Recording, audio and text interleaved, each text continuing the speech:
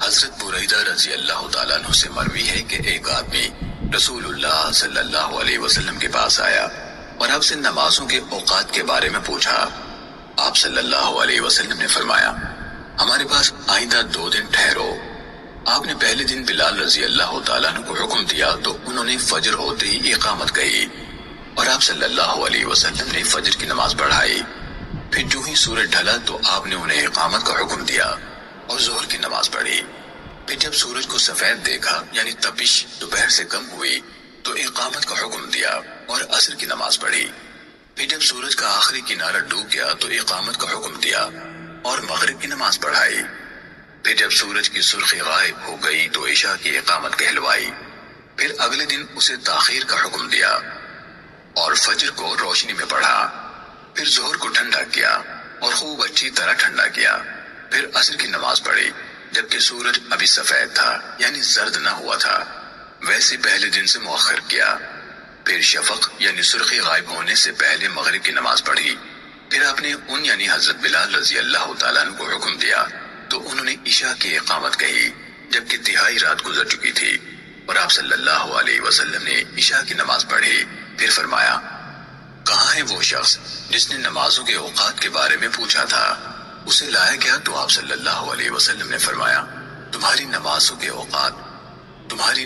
اوقات ان 2 دنوں کی نمازوں کے درمیان میں ہیں جو تم نے دیکھے۔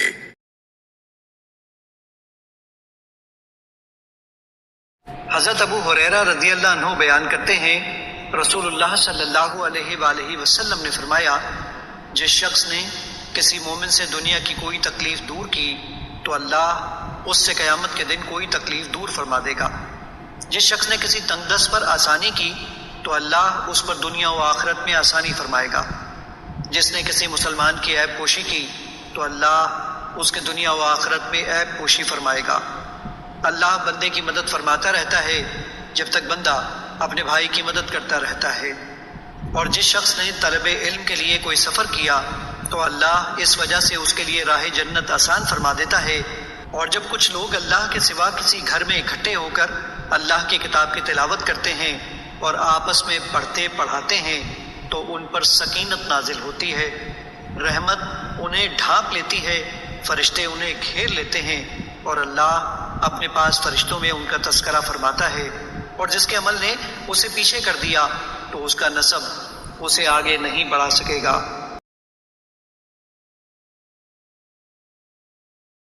رسول اللہ صلی اللہ علیہ وسلم کے زمانے میں 1 سال قحط پڑا۔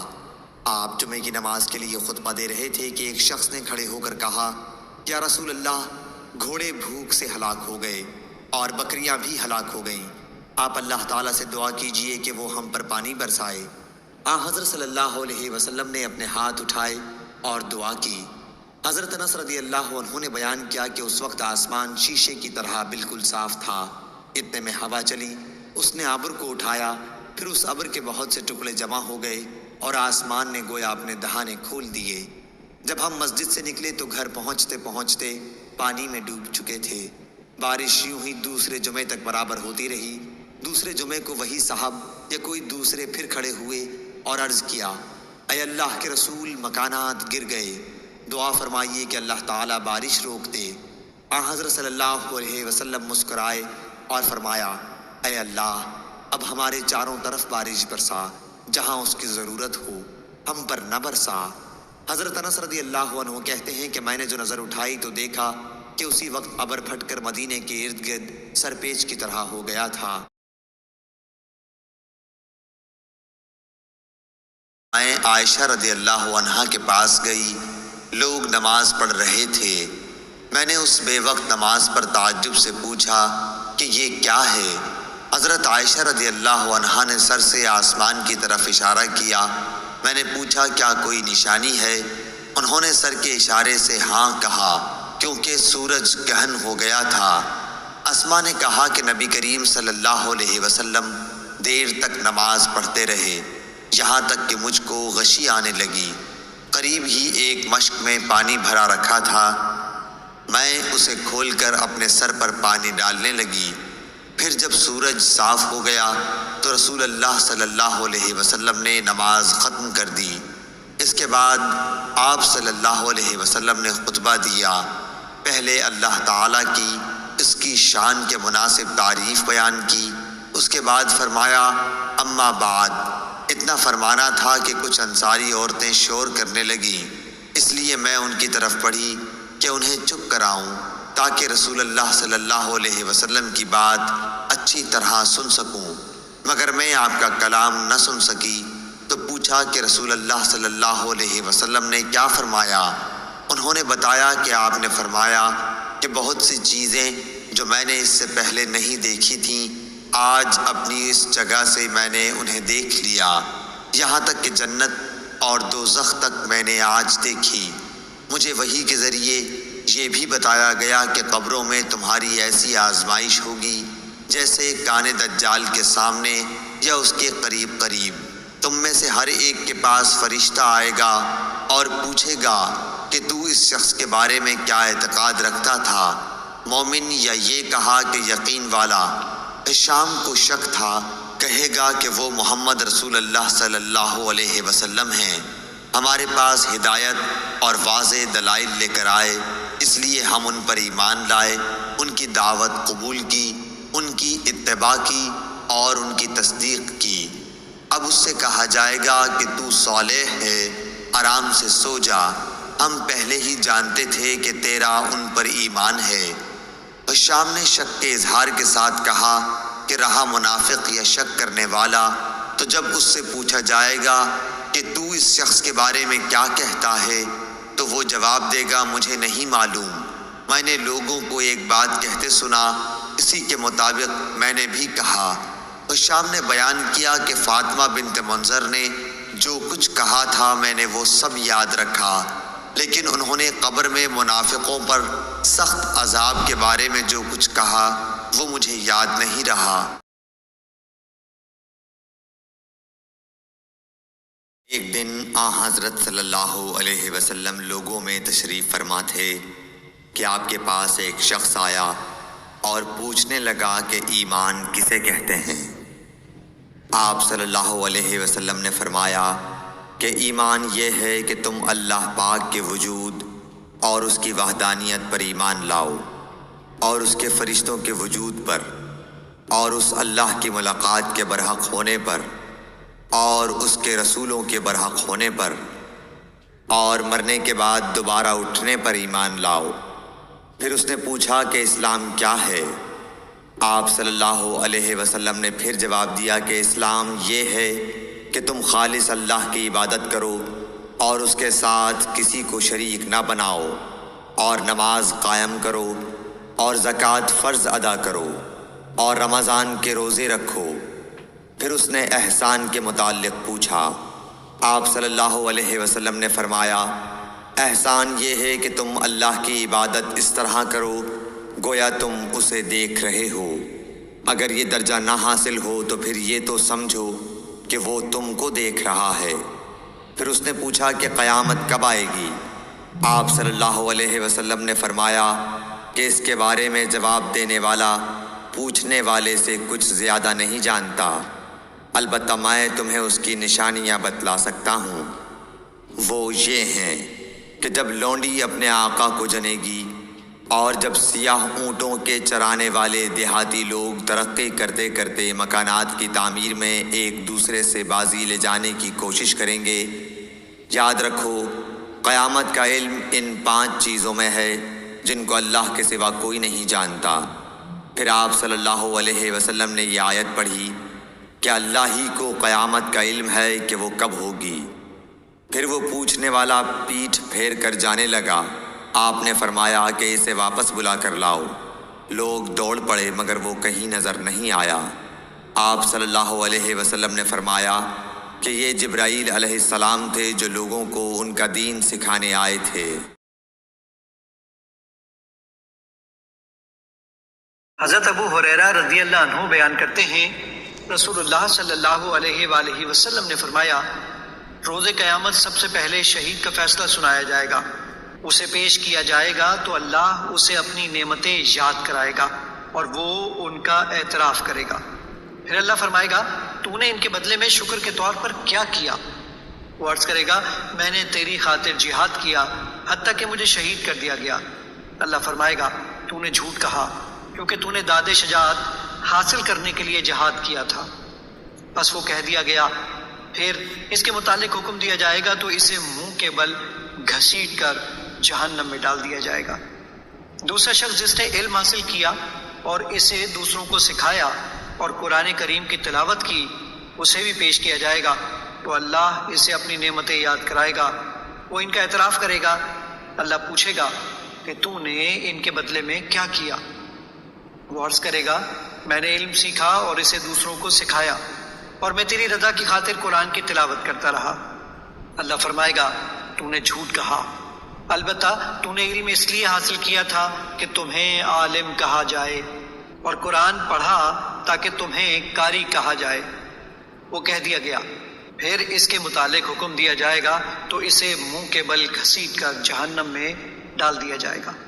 تو تیسرا وہ شخص جسے اللہ تعالیٰ نے مال و زر کی جملہ اقسام سے خوب نوازا ہوگا، اسے پیش کیا جائے گا تو اللہ اسے اپنی نعمتیں یاد کرائے گا، وہ انہیں پہچان لے گا تو اللہ پوچھے گا تو نے ان کے بدلے میں کیا کیا؟ وہ عرض کرے گا میں نے ان تمام مواقع پر جہاں خرچ کرنا تجھے پسند تھا خرچ کیا۔ اللہ فرمائے گا تو نے جھوٹ کہا، تو نے تو اس لیے خرچ کیا کہ تجھے بڑا سخی کہا جائے۔ بس وہ کہہ دیا گیا، پھر اس کے متعلق حکم دیا جائے گا تو اسے منہ کے بل گھسیٹ کر جہنم میں ڈال دیا جائے گا۔ آپ نے ایک شخص کعب بن مرہ یا ابو سفیان کا ذکر کیا جو منبر کے سامنے والے دروازے سے جمعے کے دن مسجد نبوی میں آیا۔ رسول اللہ صلی اللہ علیہ وسلم کھڑے ہوئے خطبہ دے رہے تھے۔ اس نے بھی کھڑے کھڑے رسول اللہ صلی اللہ علیہ وسلم سے کہا، یا رسول اللہ صلی اللہ علیہ وسلم، بارش نہ ہونے سے جانور مر گئے اور راستے بند ہو گئے، آپ اللہ تعالیٰ سے بارش کی دعا فرمائیے۔ انہوں نے بیان کیا کہ رسول اللہ صلی اللہ علیہ وسلم نے یہ کہتے ہی ہاتھ اٹھا دیے۔ آپ صلی اللہ علیہ وسلم نے دعا کی کہ اے اللہ ہمیں سیراب کر، اے اللہ ہمیں سیراب کر، اے اللہ ہمیں سیراب کر۔ انس رضی اللہ عنہ نے کہا، بخدا کہیں دور دور تک آسمان پر بادل کا کوئی ٹکڑا نظر نہیں آتا تھا اور نہ کوئی اور چیز ہوا وغیرہ جس سے معلوم ہو کہ بارش آئے گی، اور ہمارے اور صلح پہاڑ کے درمیان کوئی مکان بھی نہ تھا کہ ہم بادل ہونے کے باوجود نہ دیکھ سکتے ہوں۔ پہاڑ کے پیچھے سے ڈھال کے برابر بادل نمودار ہوا اور بیچ آسمان تک پہنچ کر چاروں طرف پھیل گیا اور بارش شروع ہو گئی۔ خدا کی قسم ہم نے سورج ایک ہفتے تک نہیں دیکھا۔ پھر ایک شخص دوسرے جمعے کو اسی دروازے سے آیا۔ رسول اللہ صلی اللہ علیہ وسلم کھڑے ہوئے خطبہ دے رہے تھے۔ اس شخص نے پھر آپ کو کھڑے کھڑے ہی مخاطب کیا کہ یا رسول اللہ صلی اللہ علیہ وسلم، بارش کی کثرت سے مال و منال پر تباہی آ گئی اور راستے بند ہو گئے، اللہ تعالیٰ سے دعا کیجیے کہ بارش روک دے۔ پھر رسول اللہ صلی اللہ علیہ وسلم نے ہاتھ اٹھائے اور دعا کی کہ یا اللہ اب ہمارے ارد گرد بارش برسا، ہم سے اسے روک دے، ٹیلوں، پہاڑوں، پہاڑیوں، وادیوں اور باغوں کو سیراب کر۔ انہوں نے کہا کہ اس دعا سے بارش ختم ہو گئی اور ہم نکلے تو دھوپ نکل چکی تھی۔ شریک نے کہا کہ میں نے انس رضی اللہ عنہ سے پوچھا کہ یہ وہی پہلا شخص تھا، تو انہوں نے فرمایا کہ مجھے معلوم نہیں۔ غزوہ خندق کے دن نبی کریم صلی اللہ علیہ وسلم نے دشمن سے خبر لانے کے لیے صحابہ رضی اللہ عنہم سے کہا تو زبیر رضی اللہ عنہ تیار ہو گئے۔ پھر ان سے کہا تو زبیر رضی اللہ عنہ ہی تیار ہوئے۔ پھر کہا، پھر بھی انہوں نے ہی آمادگی دکھلائی۔ اس کے بعد آپ صلی اللہ علیہ وسلم نے فرمایا کہ ہر نبی کے حواری مددگار ہوتے ہیں اور میرے حواری زبیر رضی اللہ عنہ ہیں۔ اور سفیان بن عینہ نے بیان کیا کہ میں نے یہ روایت ابن منقدر سے یاد کی، اور ایوب نے ابن منقدر سے کہا، اے ابو بکر، یہ محمد بن منقدر کی کنیت ہے، ان سے جابر رضی اللہ عنہ کی حدیث بیان کیجیے، کیونکہ لوگ پسند کرتے ہیں کہ آپ جابر رضی اللہ عنہ کی احادیث بیان کریں۔ تو انہوں نے اسی مجلس میں کہا کہ کہ میں نے جابر رضی اللہ عنہ سے سنا، اور 4 احادیث میں پے در پے یہ کہا کہ میں نے جابر رضی اللہ عنہ سے سنا۔ علی بن عبداللہ مدینی نے کہا کہ میں نے سفیان بن عینہ سے کہا کہ سفیان ثوری تو غزوہ قریظہ کہتے ہیں بجائے غزوہ خندق کے۔ انہوں نے کہا کہ میں نے اتنے ہی یقین کے ساتھ یاد کیا ہے جیسا کہ تم اس وقت بیٹھے ہو کہ انہوں نے غزوہ خندق کہا۔ سفیان نے کہا کہ یہ دونوں ایک ہی غزوہ ہیں، کیونکہ غزوہ خندق کے فوراً بعد اسی دن غزوہ قریظہ پیش آیا، اور وہ مسکرائے۔ حضرت عبداللہ بن عمر رضی اللہ تعالیٰ عنہ سے روایت ہے کہ حضرت عمر ابن الخطاب رضی اللہ تعالیٰ عنہ نے ایک ریشمی جوڑا فروخت ہوتے دیکھا تو کہنے لگے، اے اللہ کے رسول، اگر آپ یہ جوڑا خرید لیں اور جمعے کے دن پہنا کریں اور جب وفد آئیں تب بھی پہنے تو کیا ہی خوب ہو۔ رسول اللہ صلی اللہ علیہ وسلم نے فرمایا، اسے یعنی ریشمی کپڑے کو تو وہ لوگ پہنتے ہیں جن کا آخرت میں کوئی حصہ نہیں۔ پھر اس کے بعد رسول اللہ صلی اللہ علیہ وسلم کے پاس اسی قسم کے جوڑے آئے تو آپ نے ان میں سے ایک جوڑا حضرت عمر رضی اللہ تعالیٰ عنہ کو دیا۔ حضرت عمر رضی اللہ تعالیٰ عنہ کہنے لگے، اے اللہ کے رسول، آپ یہ جوڑا مجھے پہناتے ہیں، جبکہ آپ نے ادارت کے لائے ہوئے جوڑے کے بارے میں جو الفاظ ارشاد فرمائے تھے، یعنی وہ تو اس کے برعکس حرمت پر دلالت کرنے والے تھے۔ آپ صلی اللہ علیہ وسلم نے فرمایا، میں نے تجھے پہننے کے لیے نہیں دیا۔ تو حضرت عمر رضی اللہ تعالیٰ عنہ نے وہ جوڑا مکہ مکرمہ میں رہنے والے اپنے ایک مشرک بھائی کو دے دیا۔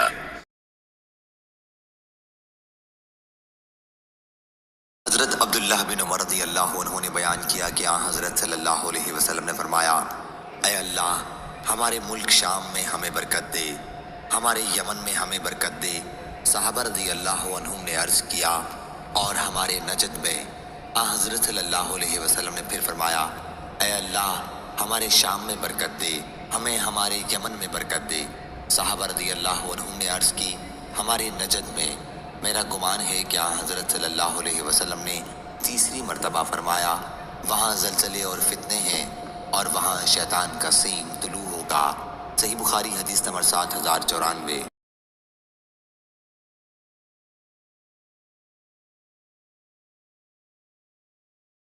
نبی کریم صلی اللہ علیہ وسلم رمضان کے اس عشرے میں اعتکاف کیا کرتے جو مہینے کے بیچ میں پڑتا ہے۔